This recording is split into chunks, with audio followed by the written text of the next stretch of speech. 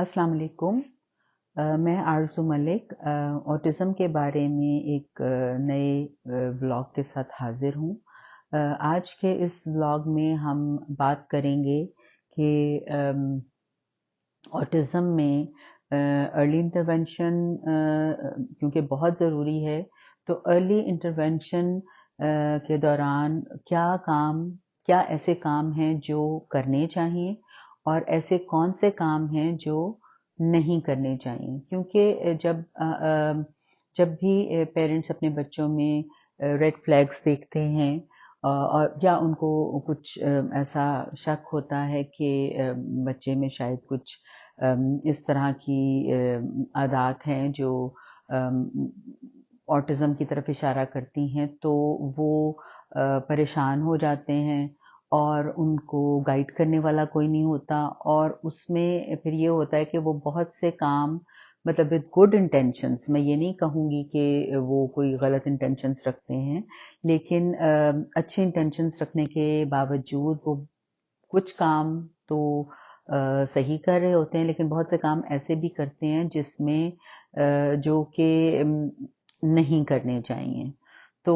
As a professional मेरा ख्याल है कि ये मेरी रिस्पॉन्सिबिलिटी है कि मैं इस बारे में भी एक तरह की अवेयरनेस लोगों को दूं, ख़ास तौर पे उन वालिदैन को जो जिनके बच्चे अभी डायग्नोज नहीं हैं या वो उन्हें लग रहा है कि कुछ ऐसे सिम्टम्स हैं उनके बच्चों में या वो अर्ली इंटरवेंशन की तरफ जाना चाहते हैं। तो इस सेशन में मैं आपको ये गाइड करूंगी कि आपको क्या करना चाहिए और क्या नहीं करना चाहिए। सबसे पहले हम डूज को यानी जो काम हमें करने चाहिए उनको डिस्कस करेंगे। तो उसमें सबसे पहला पॉइंट ये है कि सीक अर्ली इवैल्यूएशन, यानी बच्चे को इवैल्यूएट कराएं कि क्या आपके जो खदशात हैं, जो आपके दिमाग में डाउट्स हैं, क्या वो सही हैं या नहीं हैं, ताकि आपकी एक तो परेशानी ख़त्म हो जाएगी। दूसरा, जब हम किसी भी बारे में हमें टेंशन हो या हमें शक हो रहा हो किसी भी बात पे और उसका हमें पता चल जाए कि वो सच है या गलत है, तो उससे हमें एक तसल्ली सी मिल जाती है, हमारी एक टेंशन सी ख़त्म हो जाती है, स्ट्रेस लेवल नीचे आ जाता है जब हमें पता चल जाता है कि हाँ हमारा जो खदशात थे वो ठीक थे, तब भी हमारा स्ट्रेस लेवल नीचे आता है और अगर वो खदशात गलत साबित हों तो भी हमारा स्ट्रेस लेवल नीचे चला जाता है। तो इसलिए इवैल्यूएशन बच्चे की बहुत ज़रूरी है और उसके लिए डेवलपमेंटल साइकोलॉजिस्ट या वो पीडियाट्रिशियन जो इस बारे में ट्रेंड होते हैं इस मामले में, यानी जो डायग्नोसिस कर सकते हैं, इवैल्यूएशन कर सकते हैं बच्चे की, उन पीडियाट्रिशियंस को ढूंढें या उन साइकोलॉजिस्ट को जो ASD या ऑटिज्म स्पेक्ट्रम डिसऑर्डर वाले बच्चों के साथ काम करते हैं, उनका डायग्नोसिस करते हैं, तो उनसे आप मदद लें और बच्चे की इवैल्यूएशन करवाएं। दूसरे नंबर पर जो ज़रूरी चीज़ है करवाने वाली वो ये है कि जो भी इवैल्यूएशन आप करवा रहे हैं वो कॉम्प्रिहेंसिव किस्म की होनी चाहिए, यानी बच्चे की स्ट्रेंथ्स, वीकनेसेस, उसके चैलेंजेस, हर चीज़ उस इवैल्यूएशन में शामिल हो और जो फ्यूचर में जो काम होना चाहिए उसकी भी थोड़ी बहुत उसमें चीज़ें पॉइंट्स शामिल होने चाहिए और जो उसकी जो कॉम्प्रिहेंसिव इवैल्यूएशन की जो मैं बात कर रही हूँ वो ऑथेंटिक किस्म की होनी चाहिए, वही चीज़ें वही टेस्टिंग हो जो मतलब एक पूरी दुनिया में जिसको इस्तेमाल किया जाता है। जिस तरह ऑटिज्म स्पेक्ट्रम डिसऑर्डर के केस में सिर्फ 2 टेस्ट्स हैं, जो एक ADOS-2 है और दूसरा ADIR है। यही 2 टेस्ट हैं जिनकी मदद से हम ऑटिज्म का डायग्नोसिस कर सकते हैं। अनफॉर्चुनेटली पाकिस्तान में और भी बहुत से टेस्ट यूज़ किए जा रहे हैं जो असल में सिर्फ स्क्रीनिंग के लिए इस्तेमाल किए जाने चाहिए। तो जहाँ से भी आप उस बच्चे की इवैल्यूएशन करवा रहे हैं, जिस भी प्रोफेशनल के पास आप जा रहे हैं, मेक श्योर कि वो सही वाले ऑथेंटिक किस्म की टेस्टिंग करता हो, उसके पास सर्टिफिकेशन हो और आपके बच्चे की वो एक कॉम्प्रिहेंसिव किस्म की रिपोर्ट बनाकर आपको दे। تیسرے نمبر پر جو اہم بات ہے وہ یہ ہے کہ جو انٹروینشن ہے اس میں بالکل بھی دیر نہ کریں. مطلب اگر بچے کی ایویلویشن میں تھوڑی بہت دیر ہو رہی ہے، اگر کوئی بھی وجہ بن سکتی ہے اور آپ اس کی ایویلویشن نہیں کروا پا رہے، تو آپ کم از کم انٹروینشن سٹارٹ کر دیں. جس طرح کہ مثال کے طور پہ اگر آپ کو لگ رہا ہے کہ بچے کی جو ووکیبلری ہے وہ ایج اپروپریٹ نہیں ہے،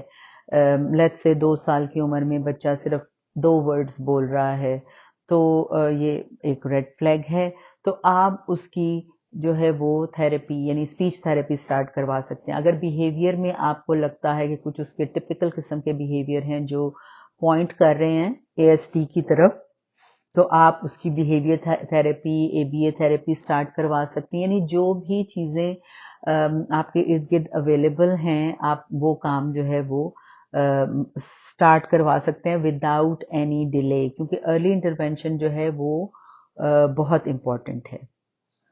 اس سے اگلا امپورٹنٹ پوائنٹ یہ ہے کہ ہر بچے کی، کیونکہ ہر بچہ یونیک ہے، میں ہمیشہ یہ بات کرتی ہوں، تو اس کے لیے جو انٹرونشن ہے وہ بھی انڈیویجولائزڈ ہونی چاہیے، یونیک ہونی چاہیے. ون سائز نیور فٹس آل والی جو اپروچ ہے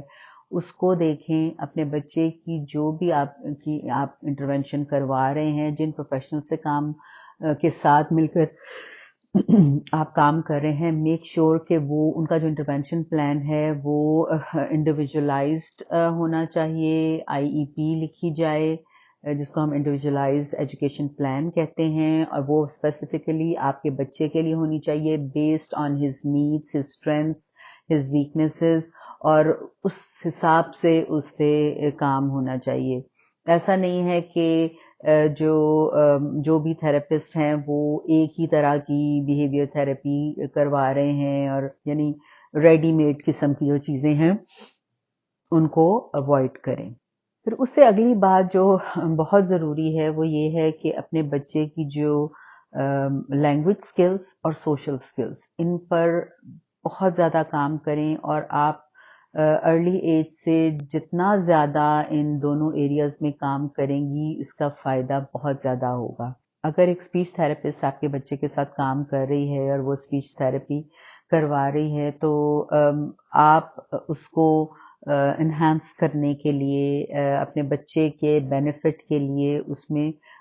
بہت سی سوشل سکلز کو بھی انوالو کر سکتی ہیں، اور بہت سی ایسی اسٹریٹجیز یوز کر سکتی ہیں جس سے بچہ کمیونیکیشن سکلز تو سیکھ رہا ہے لینگویج کے ذریعے، اور وہ اس کی تھراپی ہو رہی ہے، لیکن اس کے ساتھ ساتھ دوسرے بچوں کے ساتھ انٹریکشن بہت امپورٹنٹ ہے.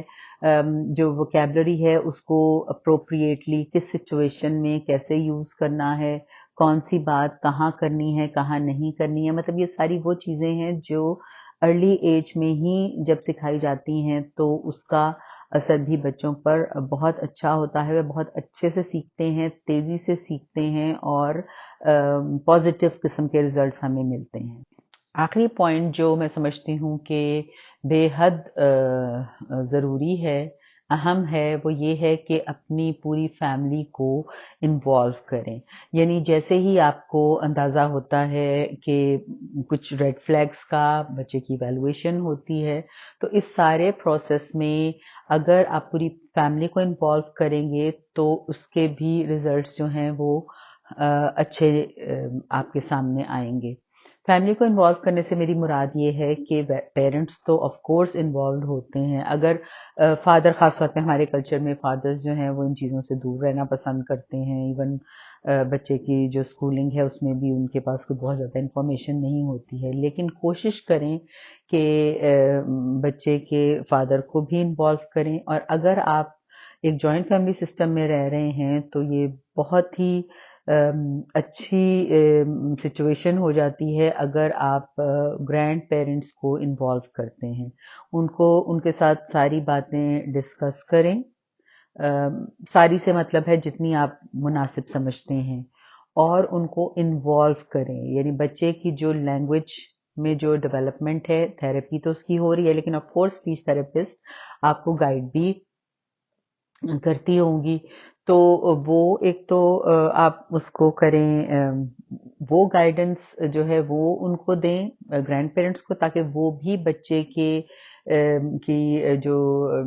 اسپیچ ڈیولپمنٹ ہے، لینگویج ڈیولپمنٹ ہے، اس میں اپنا پارٹ پلے کر سکیں، اور اس کی جو سوشل سکلز ہیں ان کو بھی امپروو کرنے میں جو گرینڈ پیرنٹس ہوتے ہیں یا جو ان میرڈ انکلز اور